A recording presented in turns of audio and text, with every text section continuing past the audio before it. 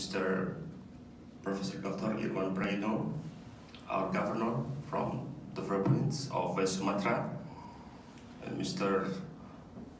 Nelson Simanjuntak from Indonesian Ministry of Domestic Affairs, and especially thanks to Professor Ismail Farhani and Rebecca, one of the best Minang diaspora in the world. Two but one. Thank you very much, Professor, for this opportunity. This is a very, very great opportunity for us, and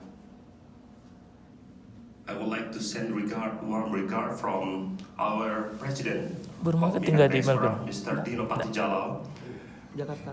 He is also the chairman of Indonesian Diaspora. He is a former Vice Minister of Indonesian Foreign Affairs in the last period. Thank you for this opportunity, and we would like to say that Minang Diaspora is part of Indonesian Diaspora. So thank you very much for this opportunity that Minang Diaspora involved in this.